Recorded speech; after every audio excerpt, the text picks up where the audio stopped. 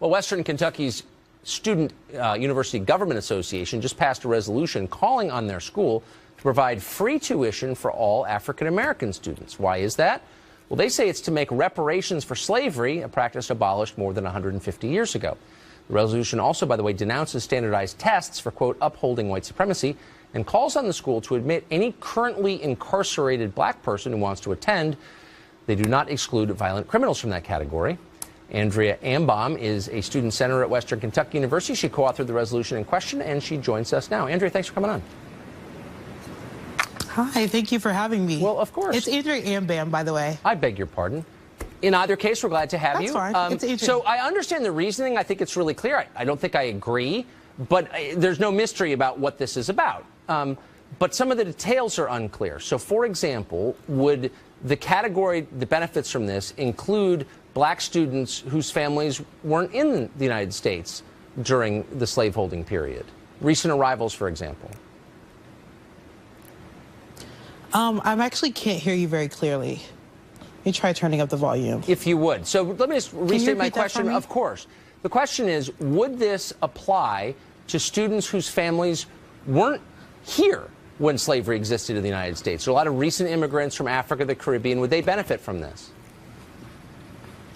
So when we talk about reparations, we're definitely specifically talking about people who have direct ties to slavery, Jim Crow, and segregation. I think that there are separate but just as important conversations to have about African immigrants, Caribbean immigrants who come here and also face racial discrimination that inhibits them from education as well.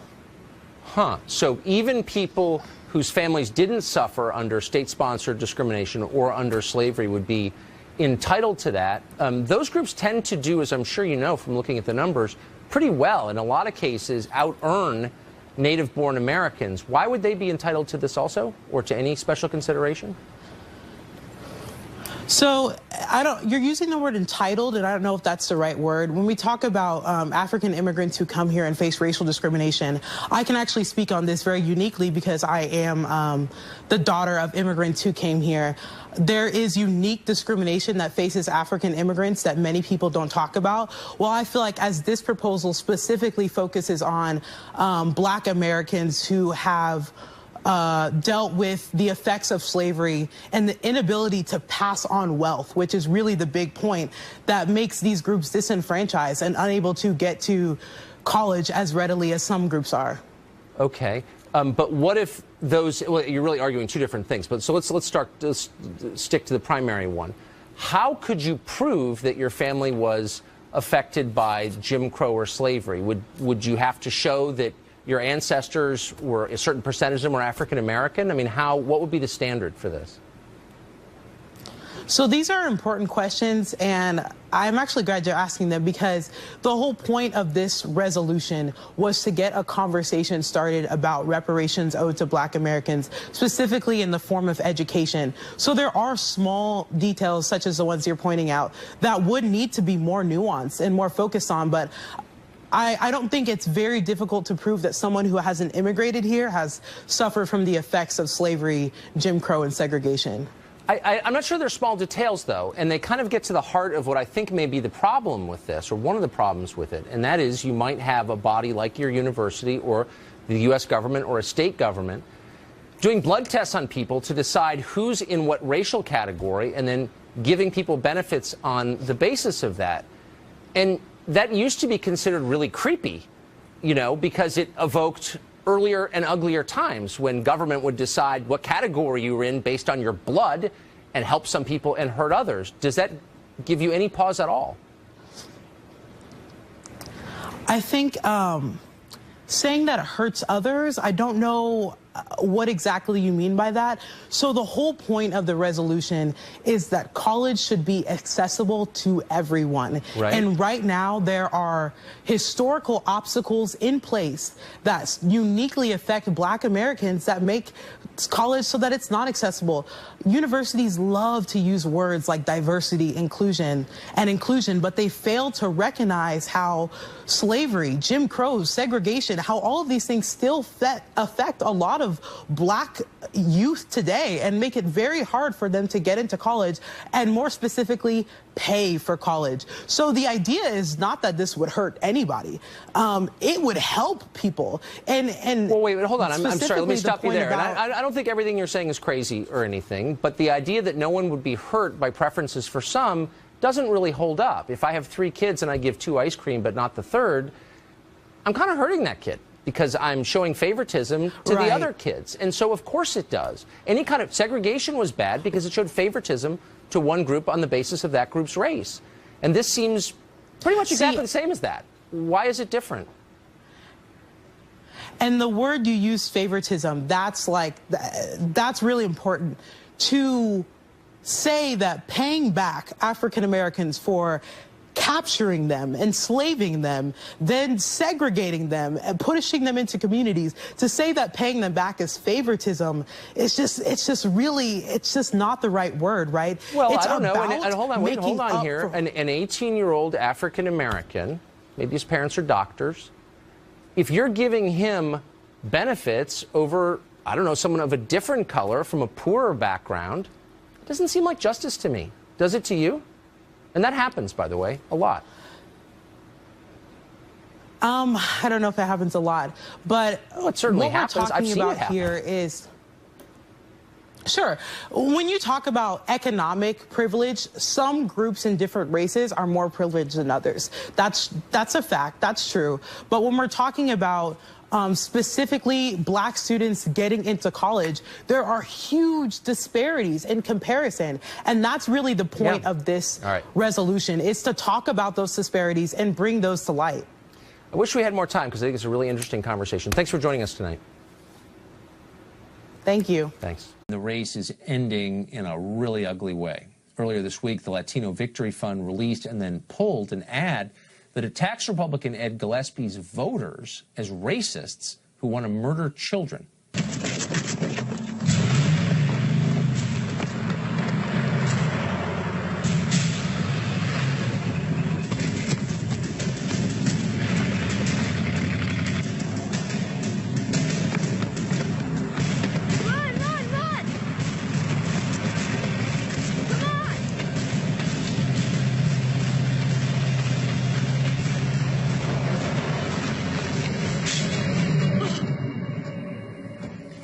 Democrat Ralph Northam's campaign has tried to distance itself from the ad, which is self-evidently disgusting. But not everyone agrees with that. LaDawn Jones was a Democratic member of the Georgia House of Representatives. She says that spot is perfectly defensible, and she joins us tonight. LaDawn, thanks for coming on. Thanks for having me back, Tucker. So I guess what bothers me about the ad, I mean, it's clearly race baiting, but it's also factually untrue. There are no Gillespie voters that I'm aware of who have run anyone down with a truck. This ad is only designed to play upon people's racial fears, and it's hard to see how anyone could defend it. How could you? Well, I find it interesting that you've managed to poll all of the Gillespie voters to find out what they do in their private time. But, you know, as a political consultant, I read the papers. Wait, hold on. Has a Gillespie voter run down a minority child with a truck ever? I mean, do you know something I don't? Do you know that? I know here in Georgia, there was just a woman convicted and given 30 years because she did go to an African-American child's party with her Confederate flag flying on her truck, and they drove in circles, as they called them, the N-word. So that happens. It happened in 2017, and it happened to me in the early 2000s. Look, the awful things happen, for sure, and I never deny that. But this is a political ad in a governor's race aimed at a specific candidate and his voters, and there's no evidence that anything it suggests is true. There are no Gillespie voters who've done this. By the way, we just had a kind of mirror image of this in New York City this week, where a radical Muslim ran down people in a truck. One of the reasons they pulled this ad. Do you see any irony in that? What I do see the most irony in is that in America, you can look at what happened in New York as terrorism, but when we talk about Charlottesville, in Virginia, where this race is going on, you pretend like that's not terrorism, as if that man with a Confederate flag on his car did not run over the poor woman, Heather Hayden. You know, so that's part of the problem. Wait, hold on. So slow down. I don't know who you're talking about. I would never defend that. It's appalling. I think that is a kind of terrorism. I mean, of course, it evoked terror in people. No one's defending that, certainly not on this show. But the point is, but this you're is a saying that this is ad. a non-realistic ad. And in What America, what you have to understand is that there are Americans who are really afraid of this. Okay, but hold on. This ad is designed to win votes for a candidate away from another candidate, to terrify people. And the ad says this guy supports running down minority children. And that's a lie. And it's the worst kind of racial demagoguery because it's preying upon people's fears. It's the kind of thing the left is always denouncing. Oh, it's racial demagoguery. Here you have an example of racial demagoguery, and you're endorsing it. Why?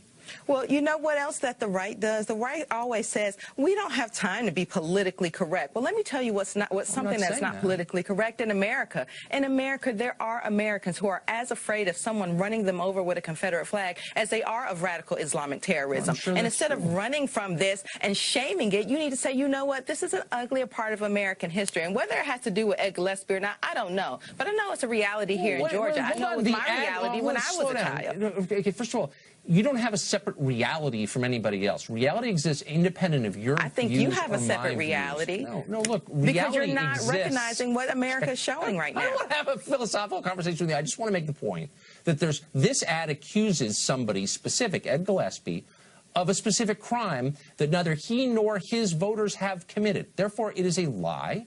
But more than that, it is bad precisely for the reasons you just explained. People are scared. This makes them more scared on the basis of a lie. Therefore, it's demagoguery. It brings us farther apart.